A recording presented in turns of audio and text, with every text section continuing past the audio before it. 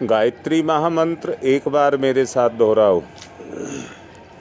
ओम भूर्भुवः स्वः तत्सवितुर्वरेण्यं भर्गो देवस्य धीमहि धियो यो नः प्रचोदयात्।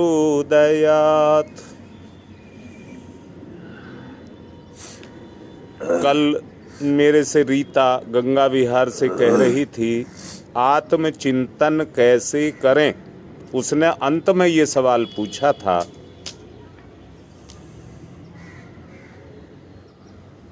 आज उसका मैं जवाब दूंगा।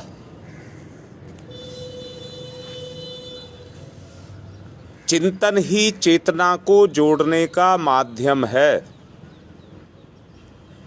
चिंतन ही चेतना को जोड़ने का माध्यम है। जहाँ प्रकाश है वहाँ छाया भी है। जहाँ प्रकाश है, अगर किसी चीज का आकार है तो उसकी छाया भी है।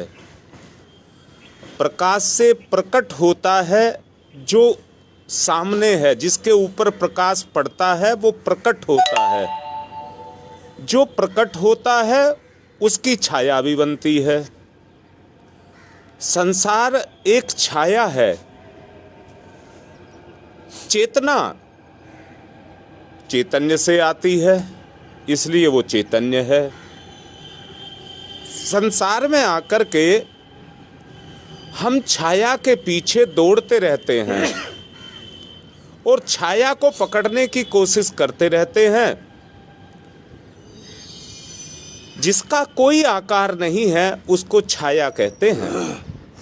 जिसे पकड़ नहीं सकते आप, वो छाया है। परंतु यहाँ मैं एक बात भी कहूँगा कि परमात्मा का कोई आकार नहीं है, इसलिए उसको आप पकड़ नहीं सकते। वो निराकार है, चैतन्य है। अगर उसको पकड़ना है तो चेतना से ही चेतना को पकड़ा जा सकता है, और कोई तरीका नहीं है। मैंने आप लोगों को पिछले दिनों कहा था, जैसा रीता पूछ रही थी कि आत्मचिंतन है क्या। वो आत्मीय गुण जो संसार में अपनी गति चेतना के रूप में करने लग जाएं, यानी कि चैतन्य से चैतन्य का जुड़ाव होने लग जाए, वो ही आत्मचिंतन है। और उसी के द्वारा एक आत्मा दूसरी आत्मा के साथ अपना संसर्ग कर सकती है। मैंने पिछले दिनों आपको बताया था 3 बातें। एक बताया था अमृत, दूसरा बताया था पारस, और तीसरा बताया था कल्प वृक्ष। गायत्री महाविज्ञान में परम पूज्य गुरुदेव ने गायत्री को ही अमृत, पारस और कल्प वृक्ष कहा है।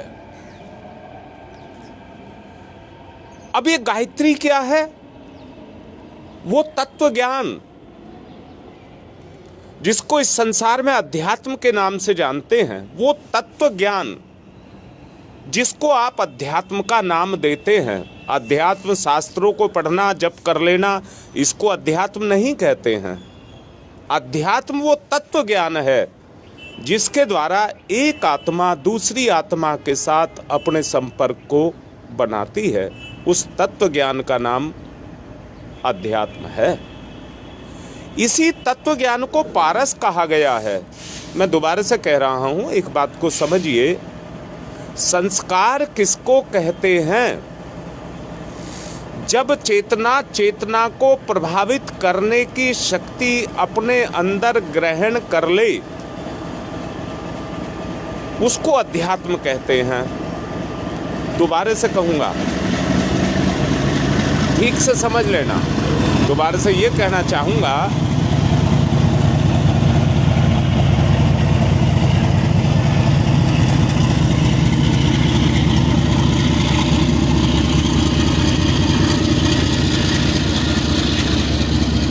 जैसे किसी व्यक्ति को कहा जाए मीठा, कड़वा, खट्टा, जितने भी स्वाद हैं वो जीभ से चख कर के बताए जा सकते हैं। पर जिसको जीभ भी ना पकड़ पाए उसको कैसे व्यक्त किया जाए? जिसको जीभ भी ना पकड़ पाए उसको कैसे व्यक्त किया जाए? अगर उसकी जानकारी आपको किसी को करानी है, मान लीजिए मीठे की जानकारी आपको किसी को करानी है, तो चीनी का या मीठे का एक दाना उसकी जीभ पर रख दीजिए, जीभ में उसका स्वाद जग जाएगा, जीभ में उसका स्वाद जग जाएगा। इसी को कहते हैं आत्म जागृति।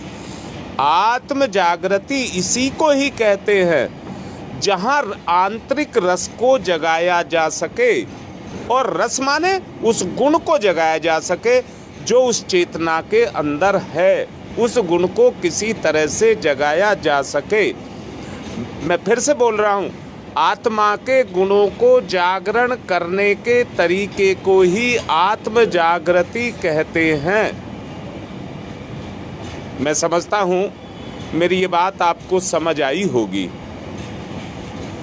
आत्मचिंतन के द्वारा अपने गुणों का प्रत्यारोपण सामने वाले की चेतना पर करके उसके आत्मिक गुणों को जगाने का नाम ही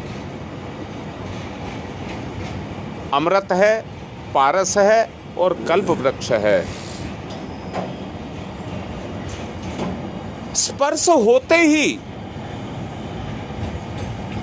लोहे के समान काला कलूटा धातु सोने का बन जाता है, उसको पारस कहा गया है। जिसको छूते के साथ ही सोने का बन जाए, और उसमें उदाहरण कहूंगा, नरेंद्र विवेकानंद बन गया था।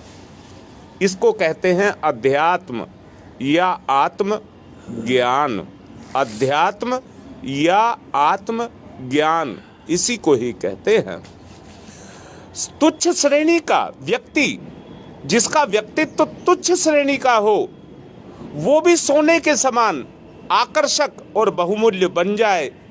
मैं दोबारा से फिर से कहूँगा, जितने भी महापुरुष होते हैं उनका जो व्यक्तित्व होता है वो पारस के समान होता है। उनके संपर्क क्षेत्र में जो उनसे निकलने वाली जो भाव तरंगे हैं, उन तरंगों को स्पर्श करके जितने विकार हैं वो उनसे दूर हट जाते हैं। मैं एक बात कहना चाहूँगा, अगर मेरी बात आपको अच्छी लगे तो स्वीकृति देना। अध्यात्म का जो आधार है वो यहाँ से शुरू, अध्यात्म जो शुरू होता है उसका जो आधार है वो संयम है। अध्यात्म की शुरुआत संयम से होती है। दूसरे को कुछ कुछ करता हुआ देख करके कुछ करने से अध्यात्म की शुरुआत नहीं होती है, वो तो नकल होती है। अब मुझे एक बात बताओ, जो मनुष्य संयमी है उसके लिए शरीर का अस्वस्थ होना संभव है क्या? सोचो, जो व्यक्ति संयमी है वो बीमार नहीं हो सकता। अगर बीमार है तो उसका वर्तमान, उसकी वर्तमान की स्थिति को दर्शा रहा है कि आप संयमी नहीं हैं। अगर आप बीमार हैं तो आप संयमी नहीं हैं। तो मैं ये कह रहा हूं, स्वास्थ्य का उस व्यक्ति के लिए प्रश्न ही नहीं उठता है। अब दूसरा कह रहा हूं, अध्यात्म का जो मूल मंत्र है वो प्रेम है। अध्यात्म का जो मूल मंत्र है वो प्रेम है, और जहां प्रेम है वहां परायापन नहीं है। दूरी परायेपन को कहते हैं, शरीर से शरीर की दूरी को दूरी नहीं कहते हैं। अब मैं फिर से कह रहा हूं, जहां पर प्रेम है वहां परायापन नहीं है। आत्मीयता है, उदारता है, सेवा है, सहिष्णुता है, मधुरता है, ये व्यवहार में होती हैं। और जिसके पास ये व्यवहार है, जरा सोच करके देखिए, जिसके अंदर व्यवहार के ये गुण हैं, वहां पर सहयोग, सेवा, उदारता, आत्मीयता, सद्भाव, सौजन्य सर्वत्र बिखरा हुआ मिलेगा। बोलो मिलेगा कि नहीं मिलेगा? ये वहां पर ये आत्मीय गुण हैं, ये वहां पर बिखरे हुए मिलेंगे। अगर ये मिलेंगे तो आप सोच करके देखो, सर्वत्र उसे स्नेही सज्जन व्यक्ति मिलते हुए चले जाएंगे। अध्यात्म पूरी तरह से तत्वज्ञान तथा आत्मशोधन पर अवलंबित है। आत्मशोधन और तत्वज्ञान पर पूरी तरह से लंबित है। जब तक आपको आत्मज्ञान नहीं होगा, आप आत्मशोधन नहीं कर सकते। आप आत्मशोधन नहीं कर सकते। अगर आपको आत्मशोधन करना है तो उस आत्म तत्व को जानने की आवश्यकता है, जो अपने दोषों और त्रुटियों को समझ लेगा, जो अपने दोषों और त्रुटियों को समझ लेगा, उसे सुधारने के लिए सचेष्ट रहेगा। उस व्यक्ति के सामने बताइए कौन सी समस्या होगी, जरा सोचो, ऐसे व्यक्ति के सामने कौन सी समस्या होगी? आप ही बोलेंगे कोई समस्या नहीं होगी। अब मैं फिर से कहता हूं, आपका आदमी चारों तरफ से घिरा हुआ पड़ा हुआ है, अनेक तरह की समस्याएं मुंह फाड़ करके उसके सामने निगलने के लिए खड़ी हुई हैं। मैं आपको दृष्टि दोष की बात कह रहा था।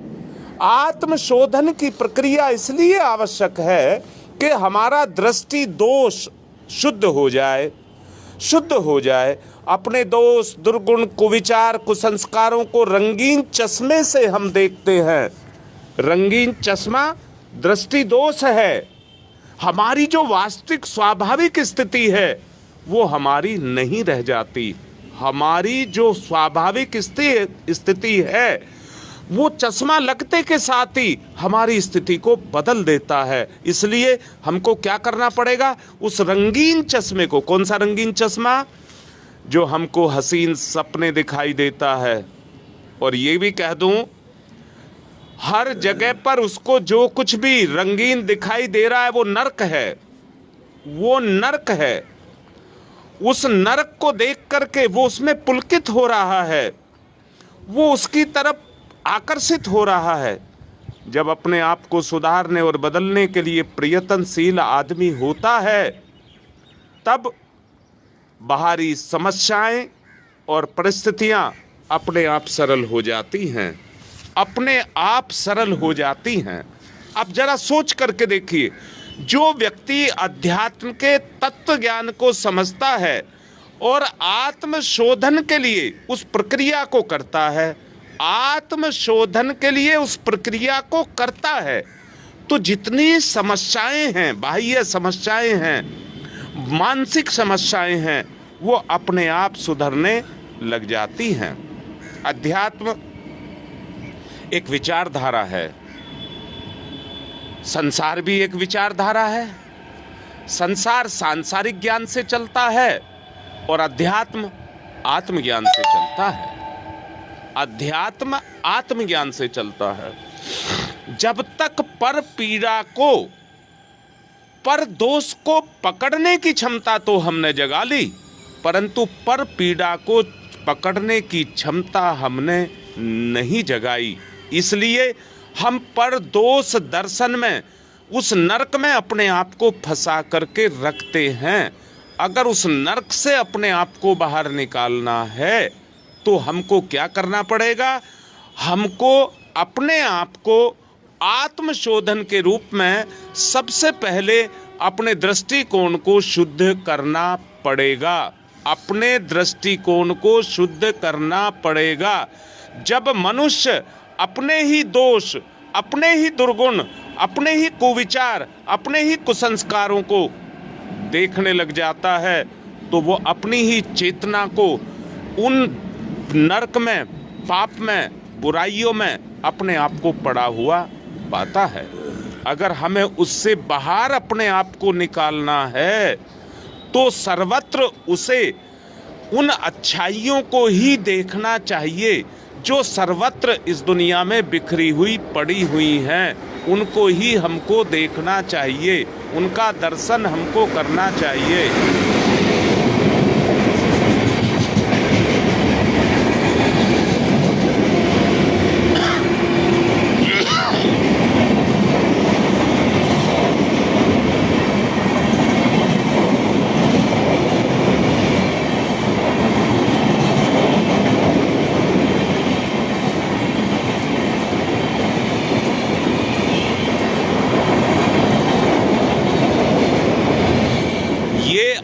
आत्मचिंतन से आत्मशोधन की प्रक्रिया है।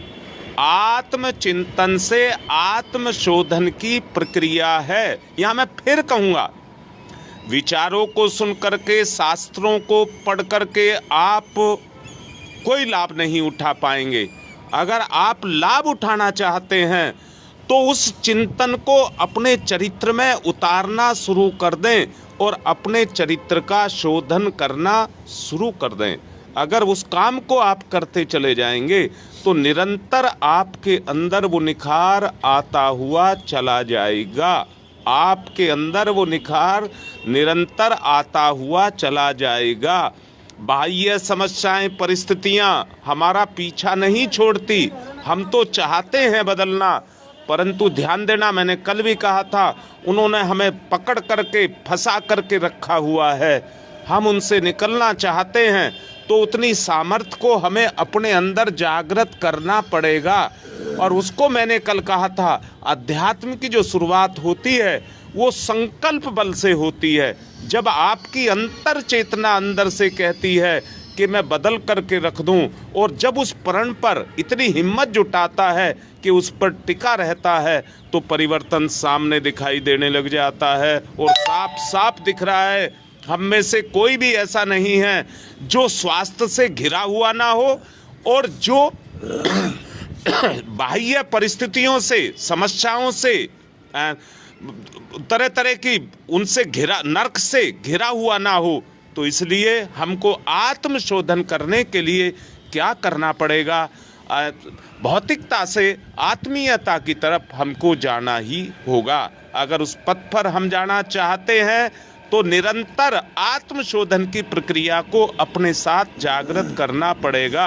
आध्यात्मिक विचारधारा मनुष्य को स्वर्गीय जीवन, आध्यात्मिक विचारधारा मनुष्य को स्वर्गीय जीवन प्रदान करती है।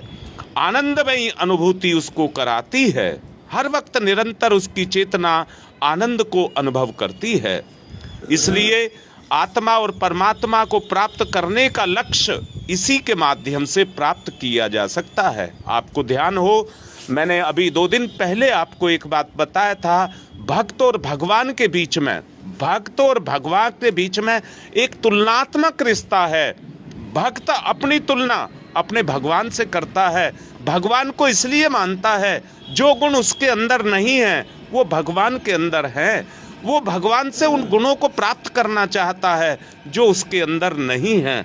जब वो आत्मशोधन की प्रक्रिया को शुरू कर देता है तो अपने स्तर को ऊंचा उठाना शुरू कर देता है, और एक दिन आत्मशोधन करता हुआ भक्त भगवान के समतुल्य अपने आप को बना देता है। और आप जानते होंगे, तत्व ही तत्व के अंदर जा कर के मिलता है, तत्व ही तत्व के साथ जा कर के मिलता है। अगर विजातीय तत्व किसी में है, मैं ये कहता हूँ, मैंने ही कहा था, आत्मा और परमात्मा में कोई अंतर नहीं है, पर जो आपने महसूस किया अंदर से भक्त और भगवान के बीच के रिश्ते को, उससे क्या किया, तुलनात्मक अपना विश्लेषण करके आपने भगवान की तरफ चलने की प्रक्रिया को शुरू किया। दोबारा से बोलता हूँ, इस प्रक्रिया को पूर्ण करने के लिए आपको जिस शक्ति का सहारा लेना पड़ेगा उसी को हम भक्ति कहते हैं।